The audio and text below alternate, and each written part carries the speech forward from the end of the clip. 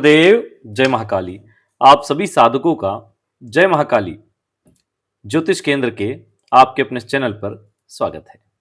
एक बहुत विशेष साधना आज आपको देंगे जो सदगुरुदेव द्वारा प्रदत्त है और इसकी भूरी भूरी प्रशंसा की गई है।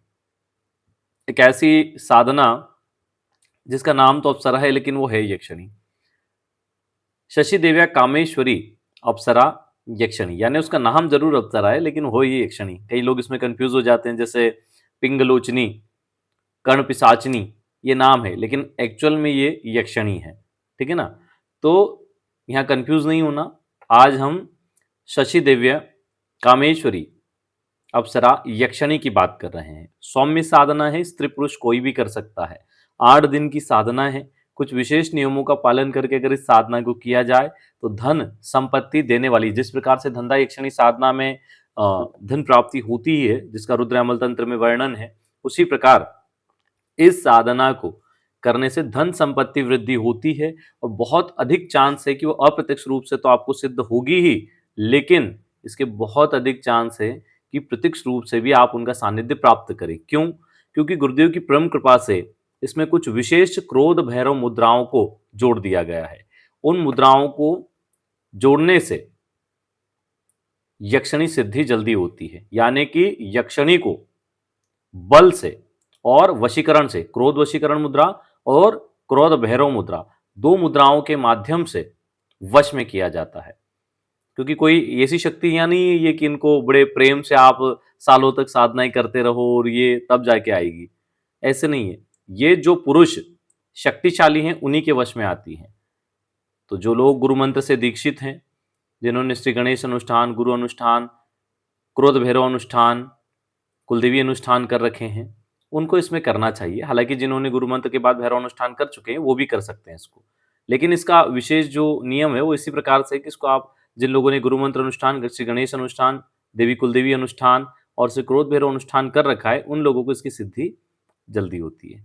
किसी भी अप्सरा साधना में आज जो मुद्राएं बताएंगे उन मुद्राओं का आप प्रयोग करें और करना ही चाहिए। सामर्थ्यवान पुरुष के पास ही शक्ति रहती है, किसी ऐसे ही एरे गेरे के पास नहीं रहती है। आई समझ में? शक्ति को वही संभाल सकता है जो उसको संभालने का सामर्थ्य रखता है, हर कोई थोड़ी संभाल सकता है। तो अगर आप अपने आप को सामर्थ्यवान समझते हैं, पुरुषार्थी समझते हैं, तो ये साधना ही करें। किसी भी साधना को ऐसे ही बैठ के केवल माला जाप मंत्र जप कर लेने मात्र से साधना सिद्ध नहीं होती है। उसके लिए आपको उसका भरपूर नॉलेज चाहिए, उसका ज्ञान चाहिए, वो क्या है, किस प्रकार से उसको अपने वश में किया जाए। अब यक्षिणी को वश में करने की बात रही है, एक सामान्य नारी को आप वश में नहीं कर सकते, तो फिर वो तो यक्षिणी है। वैसे नारी सामान्य होती ही नहीं है। जो एक व्यक्तित्व को जन्म दे सकती हैं वे सामान्य नहीं हो सकती, लेकिन यक्षिणी की बात है, यहाँ पे पारलौकिक शक्ति की बात है, तो उसको आप कैसे वश में कर लेंगे जब आप में पुरुषार्थ ही नहीं है, जब आप सामर्थ्यवान ही नहीं है। थोड़ी सी कोई नेगेटिविटी आ गई तो आप बोरा जाते हैं कि अरे ये क्या हो गया। तो आप पहले अपने आप को सामर्थ्यवान बनाएं, फिर ऐसी साधनाओं पर ध्यान दें। और सामर्थ्यवान कैसे बनते हैं? करत करत अभ्यास के, लगातार अभ्यास के माध्यम से, लगातार साधनाओं के माध्यम से, अच्छी साधनाओं के माध्यम से। 2 तरह की साधनाओं पर विशेष ध्यान देना चाहिए व्यक्ति को प्रत्यक्षीकरण साधना से पहले। गुरु मंत्र अनुष्ठान का बल हो, गणेश अनुष्ठान संपन्न हो, कुलदेवी अनुष्ठान संपन्न हो, भैरव अनुष्ठान संपन्न हो, शक्ति अनुष्ठान संपन्न हो, ज्ञान देवी अनुष्ठान संपन्न हो, लक्ष्मी जी के अनुष्ठान संपन्न हो। ये जब आपके अनुष्ठान हो जाते हैं फिर आप यक्षिणी आदि त्रियोनी साधनाओं को करने का प्रयास करते हो तो शीघ्र सिद्ध होती है, क्योंकि आप तो पहले से ही संपत्तिवान और सामर्थ्यवान हो गए साधनाओं के। तो फिर आप करेंगे। अब मान लो एक खाली डिब्बा है जिसने कभी कोई माला भी नहीं उठाई, ना गुरु मंत्र किया, ना कुछ किया, बस रेगुलर 2-4 माला कर लेता है, वो व्यक्ति जिसका भाव भी नहीं है, चलो भाव हो तो फिर भी गुरु कृपा हो जाती है, जिसका भाव भी नहीं है और वो कर रहा है, तो कहाँ से उसको कोई सिद्धि होगी? उल्टा और कोई ना कोई परेशानी ले लेगा। खैर, इस साधना में कोई खतरा नहीं है, यहाँ तक कि शरीर बंधन की आवश्यकता भी नहीं है। ठीक है ना? चलिए इसके नियम देख लीजिए, स्क्रीन पे सारे नियम भी आपको बता देते हैं और इसकी सारी प्रोसेस बहुत कम समय में बता देते हैं, क्योंकि समय की हमारे पास भी कमी है।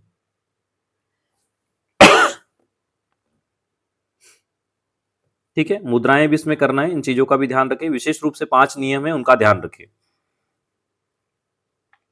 8 दिन की साधना प्रयोग है। यदि आपको बीच में कहीं यात्रा करनी पड़ जाए तो यंत्र और चित्र अपने साथ लेके जाएं। जहां पर आप जा रहे हैं वहीं पर साधना संपन्न कर ले, ये आपके लिए बेनिफिट है, जो लोग यात्रा करके साधनाएं करते हैं। दूसरा है सफेद धोती, सफेद कुर्ता पहन सकते हैं, या केवल सफेद धोती में भी साधना कर सकते हैं। सफेद आसन हो, उत्तर की ओर मुख करके साधना करें। मंत्र जप करने से पूर्व, जैसे मंत्र जप शुरू करने वाले हैं मूल मंत्र, तब पान चबा लें। पान मुंह में रखकर ही चबाते हुए इस मंत्र का जप करना है, ठीक है ना। इसी तंबाकू वगैरह वाला नहीं होना चाहिए, ये ध्यान रखिए, सादा पान हो। बाकी आप उसमें जो डलवाते हैं मसाला वगैरह वो डलवा सकते हैं, लेकिन तंबाकू नहीं। इस पूरी साधना में तीसरा जो नियम है, इस पूरी साधना में स्त्री समागम ना करें, ब्रह्मचर्य का पूरा पालन करें, तो पूरी क्षमता के साथ इस साधना को आप पूर्ण कर पाएंगे। चौथा जो इसका नियम है, साधना करते समय घी का दीपक लगा लें और यक्षिणी माला से मंत्र जप करें। घी का दीपक आपके लेफ्ट साइड और यक्षिणी के राइट साइड रहेगा। खड़ी हुई बत्ती लगाएं जो ऊपर की ओर जलती हो। अगर लंबी बत्ती लगा रहे हैं तो बत्ती का मुंह आपकी ओर हो। मंत्र जप के बीच में किसी प्रकार का विघ्न न हो, कोई आपको डिस्टर्ब न करे, इसलिए अपनी एकांतिक व्यवस्था पहले ही कर लें, ठीक है। अब इस चीज में एक चीज के लिए हमें कोई फोन मत लगाना कि गुरुजी हमारे पास एक कमरा है, दो कमरे हैं, क्या करें वो करें। ये सब चीजों के लिए हमें फोन मत लगाना। वो व्यवस्था आपकी है, आप देखें। हमारा काम आपको मार्गदर्शन करना है, आपके लिए घर या कमरे की व्यवस्था करना नहीं है। बहुत से लोग फिर फोन लगाते, गुरुजी क्या करें, एक ही कमरा है, बेडरूम में ही है, तो फिर उसका हमारे पास कोई रास्ता नहीं है। ये एकांतिक साधना और एकांतिक ही होगी। अगर अलग कमरा है घर में तो करें, ना तो ना करें, ठीक है। पांचवा जो इसका नियम है, अंतिम दिन जब साधना सिद्ध होने का दिन होता है, 8वां दिन, अगर यक्षिणी प्रकट होती हैं और बातचीत करने की इच्छा प्रकट करें तो आप बातचीत करें उनसे। और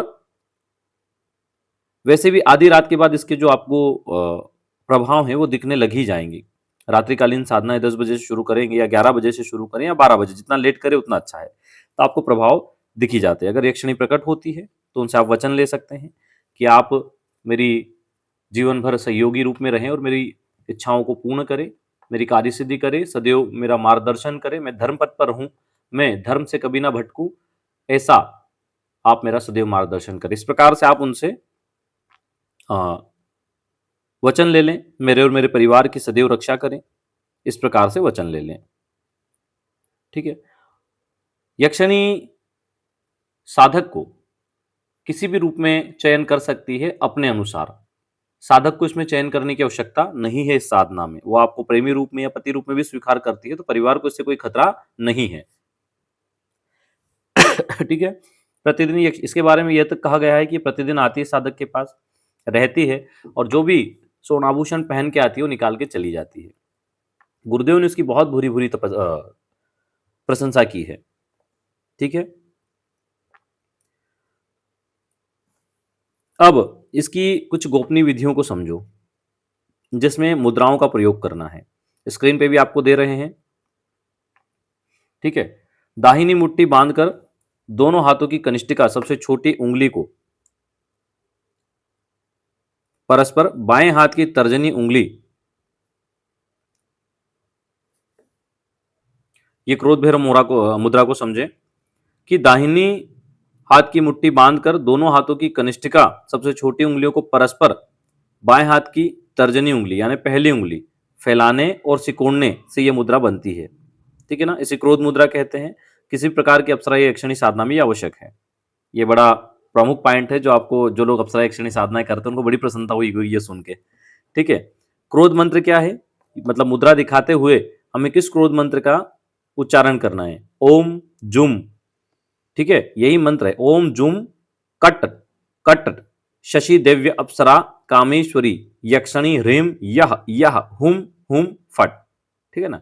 हाँ, ये एक हुम जो लिखा है वहां पे ऊपर मात्रा नहीं है, तो कंफ्यूज मत होना, 2 बार हुम हुम है, ठीक है ना। आसन पर बैठकर सबसे पहले क्रोध मुद्रा बनाकर 10 मिनट तक आंखें क्रोध में ही खोल के इसी प्रकार मंत्र का उच्चारण करना है और मुद्रा प्रदर्शित करना है, ठीक है ना। ये क्रोध मंत्र हो गया दूसरा। तीसरा इसमें यक्षिणी प्रिय मुद्रा है। आसन पर सीधे बैठ जाएं, दाहिने हाथ की मध्यमा उंगली को अनामिका के पीछे जोड़े और तर्जनी को कनिष्ठिका के मूल में लगाने से यक्षिणी प्रिय मुद्रा बन जाती है। इससे पूर्व भी हम जो यक्षिणी मुद्राओं पे वीडियो दे चुके हैं या फिर साधनाएं दे चुके, उनमें इन मुद्राओं का जिक्र कर दिया है। यक्षिणी प्रिय मुद्रा और सन्निधिकरण मुद्रा विशेष रूप से बताइए, आवाहन विसर्जन आदि, ठीक है। मुद्रा बन जाती है। मंत्र जप के लगभग 11 बार इस मुद्रा को आपको संपर्क करना चाहिए मंत्र जप से पूर्व। यक्षिणी इससे आ सके आपके सामने उस यंत्र पर विराजमान हो सके। यंत्र की आवश्यकता क्यों होती है? क्योंकि उस यंत्र के माध्यम से यक्षिणी को वहां आने जाने में सुगमता होती है और उसी के ऊपर वो विराजमान होती है। इसके साथ ही साधक अभिमुखी मुद्रा चाहिए। दाहिने हाथ की तर्जनी और मध्यमा उंगली फैलाने से इस मुद्रा से नाराज यक्षिणी भी प्रसन्न हो जाती है, ये भी बता चुके हम पहले, और साधक के सामने बैठकर उससे बातचीत करती है। ठीक है, क्योंकि कई बार मान लो वो सामने नहीं आती तो फिर आप उसको देख नहीं पाते, तो इन मुद्राओं से वो प्रसन्न हो जाएगी, नाराज नहीं होगी। दाहिने हाथ की मुट्ठी बांधकर उसे खोलने और सिकुड़ने से सन्निधिकरण मुद्रा बनती है। ठीक है ना, यक्षिणी को बिल्कुल पास में सटाकर बिठाने और बात करने के लिए प्रेरित करती है, प्रसन्न करती है। ठीक है, इसमें जो पांचवा है यक्षिणी को बुलाने वाला आवाहन मंत्र, ओम ह्रीम आगच्छ शशि देव्या अप्सरा कामेश्वरी यक्षिणी स्वाहा। ठीक है, ये बुलाने का मंत्र है, और इसको जब आती है ये बुलाने, और अभी तो आपको भेजना नहीं है, विसर्जन मंत्र भी आगे देंगे, लेकिन ये बुलाने का मंत्र है। जब आपके पास वो प्रत्यक्ष रूप से सिद्ध हो जाए या फिर अप्रत्यक्ष रूप से सिद्ध हो जाए, तो बुला के आपने अपना जो भी काम करवाना है वो करवाया, और फिर उसको भेजना होता है, तो मन में ही विसर्जन मंत्र का जाप करना होता है, अभी साधना में नहीं करना आपको।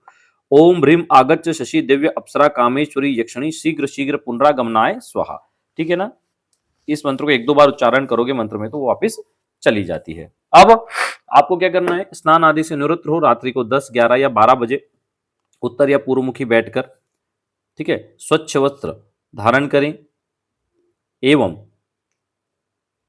अपना पवित्रीकरण आचमन कर लें, हाथ में जल लेके संकल्प लें, दीपक प्रज्वलित करें, दीपक का पूजन करें, और उसके बाद में जैसे हमने आपको बताया है सफेद वस्त्र आदि धारण करके किस प्रकार मुद्राओं का प्रदर्शन करना है करें। जो यंत्र है पहले उसको स्नान करवा लें, यंत्र के बीच में केसर कुमकुम आदि से पूजन करें, अष्टगन आदि से पूजन करें, लाल पुष्प चढ़ाएं या सफेद पुष्प चढ़ाएं, माला का पूजन करें, और पूजन के पश्चात मुद्राओं को दिखाएं। जब आप आवाहन मुद्रा तक आ जाएं, उसके बाद में देखो, इनको सबको नोट कर लो तो ज़्यादा ठीक रहेगा, हो सका तो हम डिस्क्रिप्शन में भी डलवा देंगे। ठीक है, ताकि आपको वहां से पढ़ने में आसानी हो जाए। तो इस प्रकार जब आप हो आवाहन कर लें, उसके बाद में पुनः आप सन्निधिकरण आदि मुद्राओं को प्रदर्शित करें, क्रोध मुद्रा से लगा के वापस आवाहन तक एक बार और मुद्राएं दिखाएं। ठीक है, और मन में भाव करें कि वो आपके पास प्रसन्नता से बैठी हुई हैं, और उसके बाद यक्षिणी के मूल मंत्र का जप करें। ठीक है, 21 माला इस मंत्र का आपको जप करना है, 108 दाने की माला होती है, विशेष यक्षिणी माला से इसका जप करें। ठीक है, इस प्रकार जब आप जप करें, जप के अंत में आप विसर्जन मंत्र का प्रयोग करें, मन में ये किया 2 बार, जब जप पूर्ण हो जाए। या फिर आप नहीं भी करेंगे तो कोई दिक्कत वाली बात नहीं है, क्योंकि अभी वो आपके सामने आई नहीं है, आप विसर्जन मंत्र का जप ना करें, क्योंकि इसमें विधान में दिया हुआ है करने का, लेकिन हमारा ये है कि आप ना करें, जब वो सामने आए तभी करें। क्योंकि अगर आप मान लो उसको वापस भेज देंगे तो रात में जो आपको अनुभव मिलने वाले हैं वो अनुभव आपको मिल ही नहीं पाएंगे। ठीक है ना, तो इस प्रकार अभी ना करें, जब वो सामने आ जाए या आपको हो जाए कि दिख नहीं रही है लेकिन शक्ति आसपास से काम करके चली जाती है, तो फिर आप उसको विसर्जन यानी वापस भेज सकते हैं, और जब बुलाना हो आवाहन मंत्र का प्रयोग करके और मुद्राओं को प्रदर्शित करके उसको प्रसन्न करके अपना कार्य सिद्ध कर सकते हैं। तो इस प्रकार देखो, शक्ति जब सामने आती है तो माला पास में रखना चाहिए। 8वें दिन यानी 8वें दिन तो माला रखनी चाहिए, क्योंकि अगर आ गई तो फिर, और आप नहीं रख रहे हो इसका मतलब कि आपको भरोसा ही नहीं है वो आएगी, तो इसलिए माला पास में रखो, ये भरोसा रखो कि वो आएगी। भले ही साधना 1 बार 2 बार 10 बार 50 बार करनी पड़े, अगर एक बार जिद ठान ली है आएगी तो आएगी। तो इसलिए साधना को पूर्ण विश्वास के साथ करना चाहिए। कई लोग साधना करने के बाद ये संदेह कर बैठते हैं कि हमसे साधना में कोई चूक हो गई। आपका संदेह ही है कि आपके साधना के फल को नष्ट कर देता है। संदेह मत करो, साधना में चूक नहीं हुई, लेकिन साधना का प्रभाव अभी इतना नहीं है कि शक्ति सामने आ पाए, इसलिए दोबारा दोहराओ। 3 बार करो, 4 बार करो, 10 बार करो। स्कूल में बच्चा अगर एक बार फेल हो जाता है तो क्या वो घर आके बैठ जाता है? पढ़ाई करता है ना डबल। कोई बिजनेस या नौकरी में व्यक्ति एक बार दिक्कत में आ जाता है या छूट जाती है नौकरी या व्यापार बंद हो जाता है, क्या वो दूसरी बार प्रयास नहीं करता? मजदूरी करने वाला व्यक्ति एक दिन काम नहीं मिलता तो क्या दूसरे दिन काम पे नहीं जाता? जाता है। तो फिर साधना के क्षेत्र में हम ऐसा क्यों सोचते हैं कि 1 या 2 बार में ही शक्ति सिद्ध होकर सामने आ जाए? ये तो हमारी बहुत बड़ी भूल है ना। तो इसी भूल को ठीक करना है, और हमें अनुष्ठान पे ध्यान देना है। एक अनुष्ठान पकड़ो, कंटिन्यू करो, कंटिन्यू करो। एक बार कंप्लीट हुआ, दूसरी बार ले लो, दूसरी बार कंप्लीट हुआ, तीसरी बार ले लो। कितनी बार नहीं होगा, 50 बार में। क्रोध भैरव मुद्रा का हम प्रयोग कर रहे हैं इसमें, इसमें हम यक्षिणी वशीकरण मुद्रा, सन्निधिकरण मुद्रा का प्रयोग कर रहे हैं, कैसे नहीं आएगी? और एक बार आ गई तो वापिस जा नहीं पाएगी। समझ में आई बात? मनुष्य बहुत खतरनाक है, वो कुछ भी कर सकता है। तो इसलिए अपनी क्षमताओं को पहचानो।